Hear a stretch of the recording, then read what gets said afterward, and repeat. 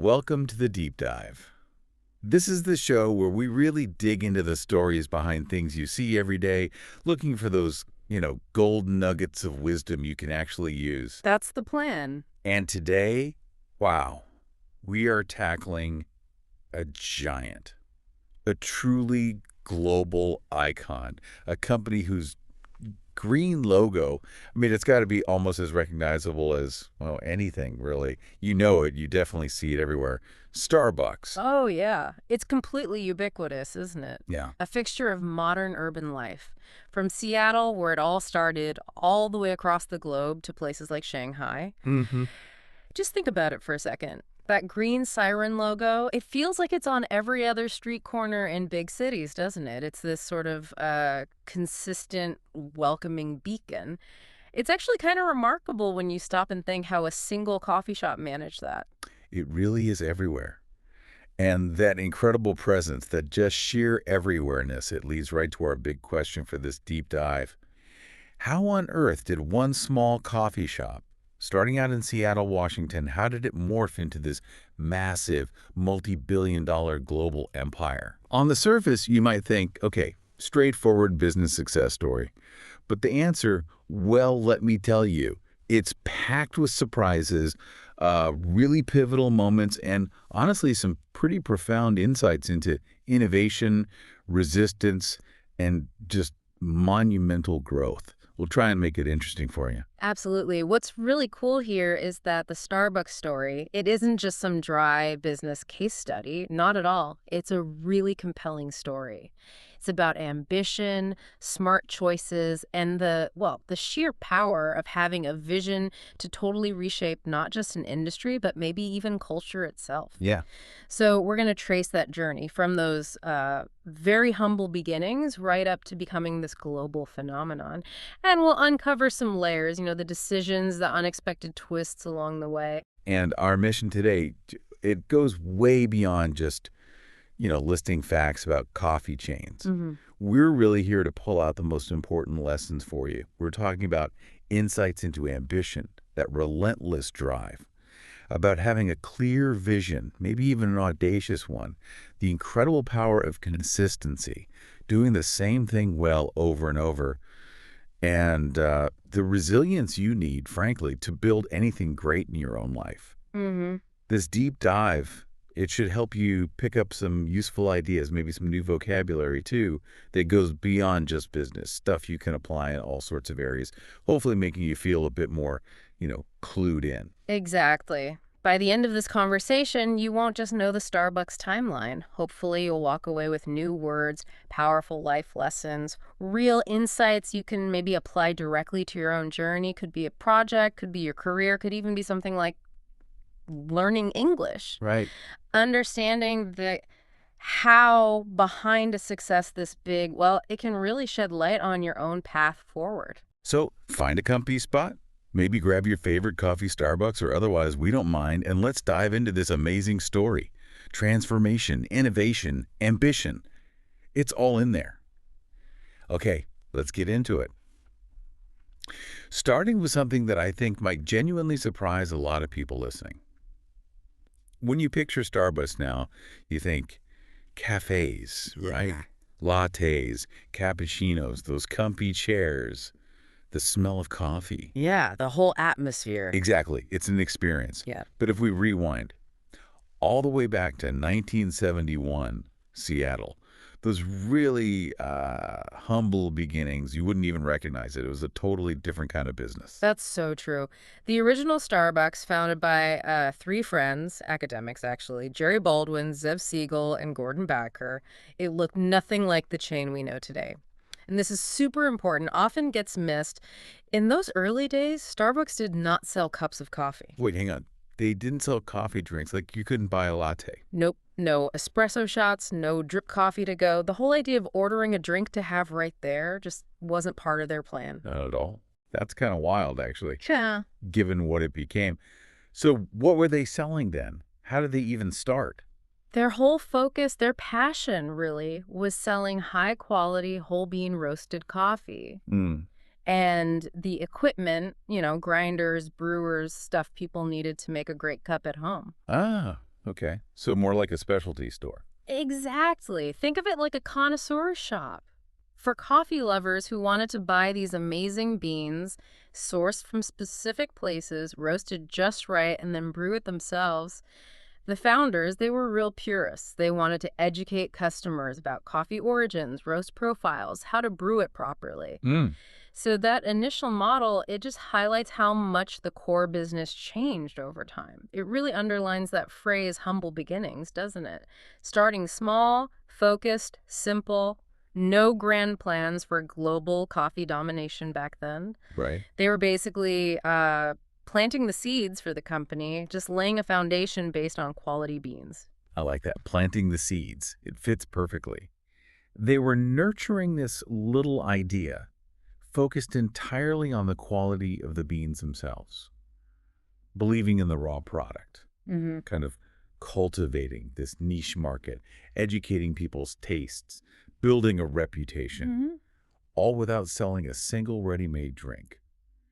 That initial dedication to quality beans, though, even without the cafe part, that must have been the bedrock, right? Absolutely crucial. They were establishing this reputation for superior quality beans, which became essential later on. The founders loved great coffee, but their vision was, well, limited. It was about giving people the raw materials and tools to enjoy it at home. Okay. Their skill was in sourcing, roasting, selling beans, not hospitality, not creating social spaces. And you have to remember, back then, American coffee culture was mostly, diner coffee or instant stuff at home. So even just focusing on high quality whole beans was pretty innovative for the time. But then, this is where the story really kicks into gear, takes that big turn. 1982. Enter Howard Schultz, a key figure. He joined Starbucks. His title was Director of Retail Operations and Marketing. Now, retail, that's important here, right? Selling directly to customers in shops. Yes. So his job immediately put him right at that intersection, Mm-hmm. product and customer. He was already thinking about that interaction, even just for buying beans. And that viewpoint, that was key for what happened next. Mm-hmm. But the real catalyst, the aha moment, came when he took a trip to Italy in 1983. He didn't just, pop into a few coffee shops. He really experienced the whole espresso bar culture in Milan and Verona. It wasn't just a casual trip. It was like a life-changing moment for him, professionally and personally. And it wasn't just about the coffee itself, was it? The, Yeah. the taste, it was something bigger. Much bigger. He saw that in Italy, these cafes, they weren't just places to grab a quick caffeine hit. Not at all. They were these vibrant, bustling social hubs, really central to daily life. Places where people gathered, they talked, they connected. He saw these elegant baristas, really skilled, making perfect espresso, perfect cappuccino. There was this sense of ritual, of community. These cafes, they were like extensions of people's homes and workplaces. They were essentially a third place. The third place. I've heard that term linked to Starbucks so many times. Exactly. A space for community, conversation, maybe just a quiet moment for yourself. And this was totally different from the American scene, where coffee was often just, functional, fuel, Yeah. consumed quickly at home or work. Right. Cheap diner coffee or instant. Yeah. So Schultz was blown away. He thought, why can't Starbucks be like this? We have the amazing beans. Why can't we bring this rich communal coffee experience back to the States? He came back to Seattle just buzzing with this new idea. And that right there, that's the birth of a vision, isn't it? It's Yeah. not just seeing what is, but having that ability to imagine something completely different. And crucially, believing it's possible, even when nobody else gets it yet. Schultz's vision became crystal clear. Transform Starbucks. Move it from just selling beans to being this welcoming, comfortable spot. A place where people could get high quality, properly made coffee, hang out, relax, feel a sense of community.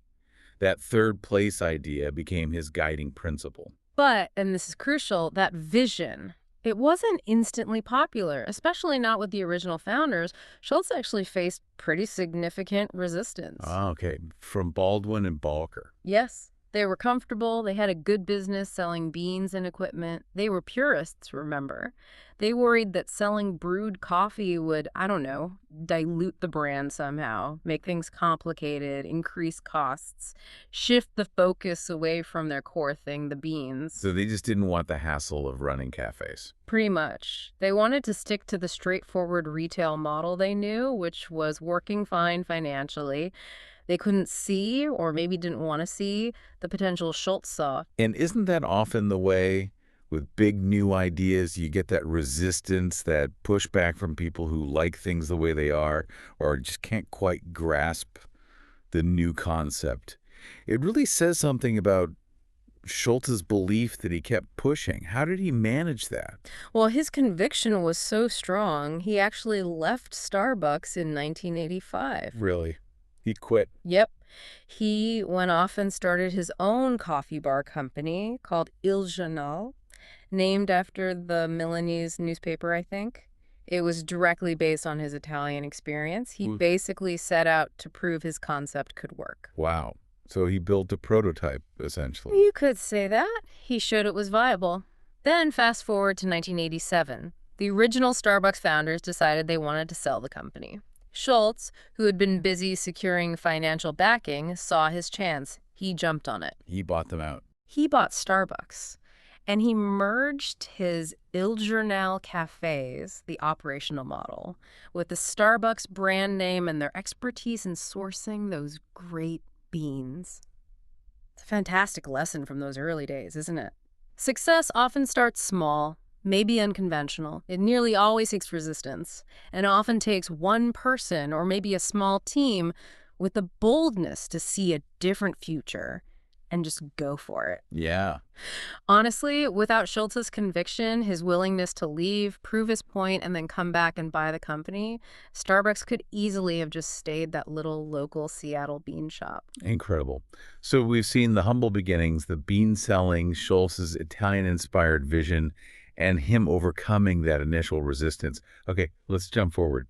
Schultz is now in charge. It's 1987. Starbucks has just 17 stores. 17. Think about that compared to today. The scale of what happened next is just mind-boggling. It truly is. That Yeah. leap from 17 stores in 87 to, what is it now, over 30,000 worldwide, it doesn't happen by accident. It's driven by sheer ambition. Right. Schultz's ambition wasn't just about selling more coffee. It was bigger. It was this powerful desire to achieve success on a scale others maybe couldn't even imagine, to fundamentally change how people experienced coffee, how it fit into their daily lives. He saw a cultural shift coming, not just a market opportunity. Exactly. This wasn't about selling a commodity. It was about crafting and selling a whole lifestyle, an experience. And that ambition directly fueled the creation of that concept we mentioned, the third place. This is so central to the Starbucks identity. Can you unpack that a bit more? What did it mean in practice? How did they actually build it? Right, the third place. It's such a brilliant idea. Simple but profound. So the theory goes. You have your first place, that's home. Your private space, relaxation. Then the second place, that's work or school. Productivity, obligation maybe? Starbucks aimed to be the third place. That comfortable, welcoming spot between home and work. A place you could go to relax, meet friends, escape for a bit, or even get some work done on your laptop. It wasn't just about the coffee, it was providing this essential social and personal space that maybe was missing in modern life. So it's more than just buying a product. It's about the environment, the feeling, the whole atmosphere. And that's where the brand really comes into play, isn't it? Not just the logo, but everything else. Precisely. They meticulously crafted the Starbucks brand. They understood it had to be an immersive feeling, a consistent sensory experience. Think about it, that specific smell of coffee when you walk in. Yeah, you always know it. Right. The carefully chosen background music, usually something chill, conducive to relaxing or chatting. The seating designed for individuals with laptops and groups having conversations. Warm lighting, comfortable chairs, often local touches in the decor to make it feel somewhat unique but still familiar. And the staff, the baristas. crucial. They were trained not just on making drinks, but on being friendly, making eye contact, maybe remembering your name or your usual order, that personal touch. So customers weren't just buying caffeine, they were buying this whole predictable, comforting experience and escape that built incredible loyalty. And this focus on the experience, on being the third place, that clearly powered their incredibly rapid expansion, right? Mhm. Through the 90s, they just seemed to pop up everywhere. Explosive growth. First across the U.S., Chicago, New York, L.A., Boston. They targeted cities with lots of professionals, students, people likely to appreciate that third place vibe. And they went international pretty quickly. Vancouver in '87 was the first step outside the U.S., then Japan in '96, the U.K. in '98. Right. It became this famous case study in business schools, how they managed that growth, entered new markets, often using joint ventures to navigate local complexities.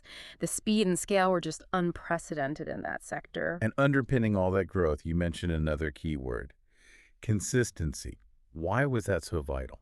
Absolutely critical. Consistency was maybe their biggest differentiator, especially as they grew so fast and went global. Think about it.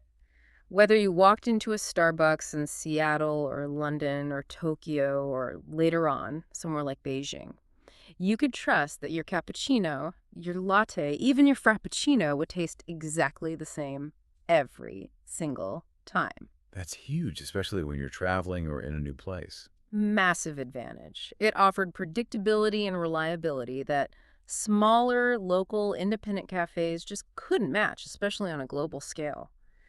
And this wasn't luck. It required really sophisticated systems, supply chains, training programs for thousands of baristas, strict quality control, standard operating procedures for everything. That reliability is a powerful draw.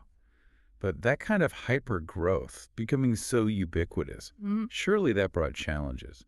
I definitely remember hearing criticisms like Starbucks was becoming too corporate, maybe losing its soul, or that it was hurting local coffee shops. Oh, absolutely. That kind of growth always attracts scrutiny. And yeah, there were significant challenges. The Starbucks effect, people called it, concerns about homogenizing local culture, driving out independent businesses. Right, the little guy. Exactly. There were also issues around labor relations, unionization efforts popped up, and environmental concerns too about all those disposable cups. Plus, they weren't immune to economic forces. The 2008 financial crisis hit them hard. Sales dropped as people cut back on extras. I remember that. Schultz actually came back as CEO then, didn't he? He did. He came back to steer the ship. They even closed all U.S. stores for an afternoon in 2008 for retraining to try and refocus on the quality of the coffee and that core Starbucks experience. It showed they weren't afraid to make big moves to address problems. But despite all that, the criticisms, the economic bumps, the customer loyalty remained incredibly strong. The customer base kept growing globally. It proved they'd tapped into something really powerful. That mix of quality, comfort, consistency, and culture just resonated. They adapted, they survived, they thrived. So by the early 2000s, it wasn't just a successful company, it really was a global phenomenon. That green logo, the smell, the stores everywhere, it became a universally understood symbol. Yeah. It's just amazing how that small idea, executed well with vision and drive, could become this worldwide presence that genuinely changed how people drink coffee. It's a testament to the power of a well-executed vision, absolutely. Okay, so we've followed the journey, bean shop to global giant. Fascinating stuff. But like we said at the start, this deep dive isn't just about business history. The really powerful part is pulling out those universal lessons, principles that aren't just for CEOs, but for everyday life, for work, and definitely for you listening, maybe for your English learning journey. Let's dig into those now. Yeah, this is where it gets really practical, I think. The Starbucks story, it gives us this fantastic framework, real-life principles, effective learning strategies. We can break down their success into things anyone can use, whether you're trying to grow a business, master a skill like English, or just make progress on any goal. Let's kick off with lesson one, vision. Daring to imagine your future. We talked about Howard Schultz seeing something more than just a bean shop. He saw a cultural movement, that third place. Mm-hmm. He wasn't just selling coffee. He was selling connection, comfort, Mm. a daily ritual. That's about not limiting your imagination ring, Mm. dreaming bigger than what's right in front of you. Absolutely. And that's such a critical starting point. So, for you listening right now, think about cultivating a clear vision for yourself. Whatever you're working on, a project, your career, learning English, take a moment. What does success actually look like? What does English fluency mean for you? Is it confidence in meetings, traveling easily, connecting with new people? Don't hold back on that vision. Exactly. Don't limit your dreams. Schultz wanted to create an experience. What experience do you want to create with your English skills? Make that vision clear and compelling for yourself. Okay, lesson 2, innovation. Finding creative ways forward. Starbucks didn't invent coffee. Obviously, it's been around forever. But they absolutely innovated the whole experience around it. Mhm. Think about things like the Frappuccino in the 90s, that blended coffee ice syrup thing.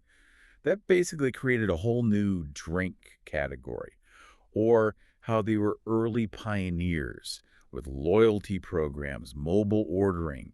They were always looking for new ideas, new methods, new products to make things better, more exciting, more convenient. And that's the heart of innovation, isn't it? It's not always about inventing something brand new from scratch.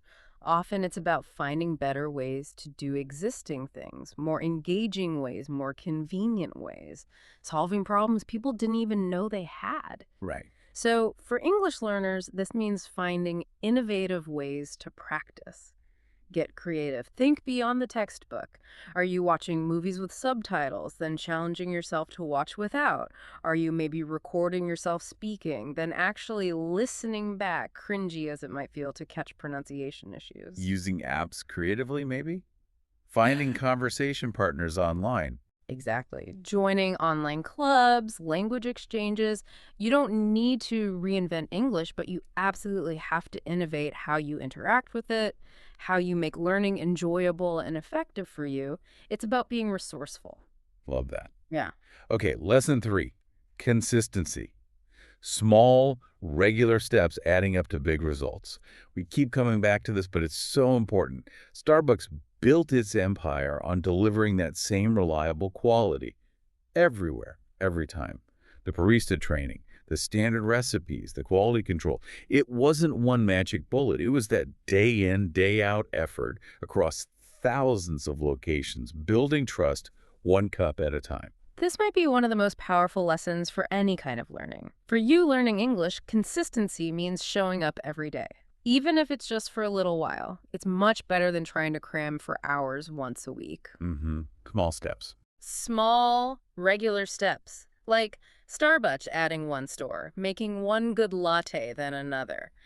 That effort compounds, it builds momentum. That daily commitment, maybe 15, 20 minutes of focused listening, reading, speaking practice, that's what builds real fluency over time. It's the steady drip, not the occasional flood, Equally building that habit. makes sense. Then lesson 4, adaptation. Being willing to change, to flex, to meet different needs. Starbucks showed amazing adaptation as it went global. They didn't just force the same menu everywhere. No, they were smarter than that. They introduced things like green tea lattes in Asia, right? Well, Or special pastries in France. Dulce de leche drinks in Latin America. They tweaked things to fit local tastes and cultures while still keeping that core Starbucks feel. They had to be flexible to really succeed everywhere. that flexibility is vital for any kind of growth, personal or professional. For you as an English learner, it means you've got to adapt your learning to fit your life. Don't try to bend your whole life around some rigid study schedule. Integrate it. Listen to English podcasts like this one while you're commuting or doing chores. Practice your writing skills when you compose work emails.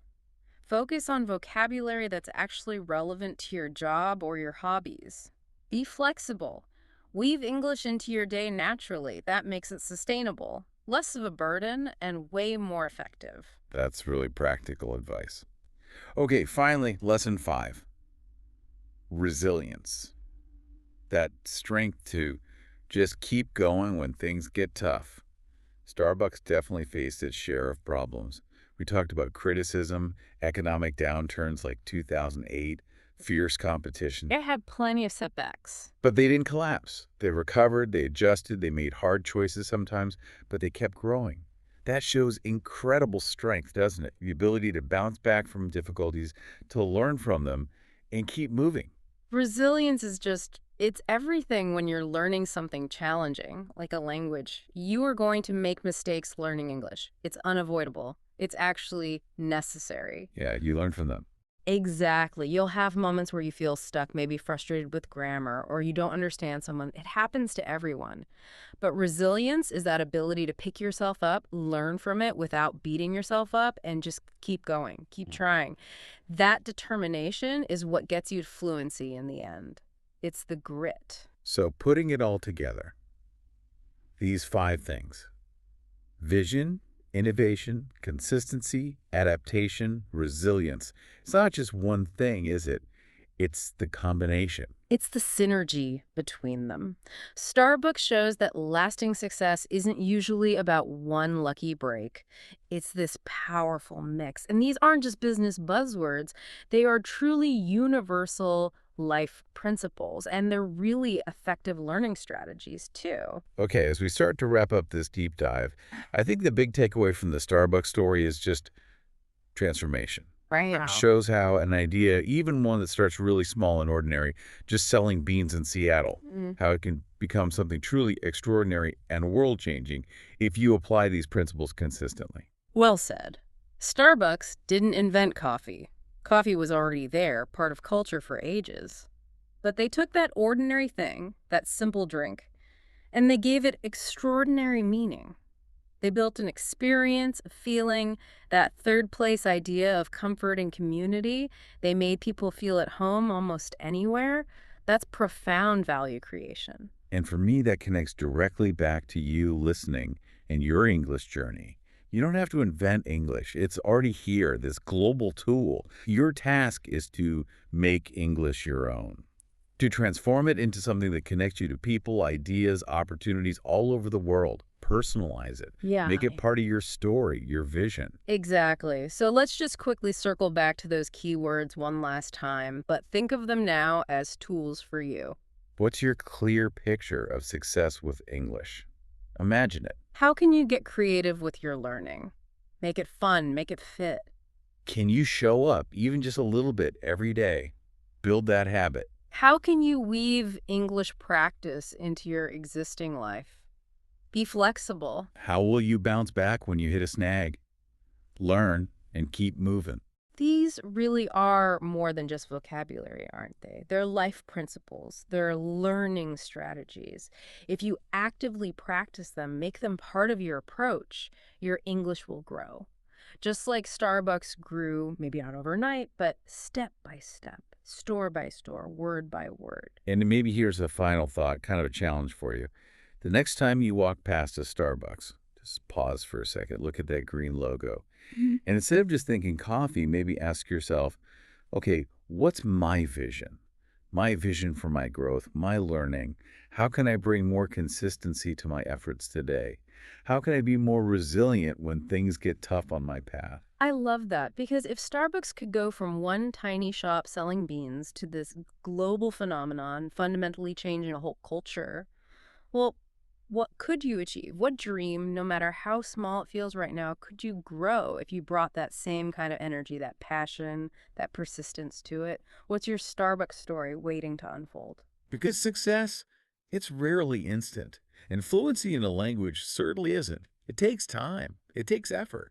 But with patience, with persistence, and with that passion driving you, you absolutely can transform your English skills just like Starbucks transformed the world's coffee experience. Keep digging, keep learning, keep growing.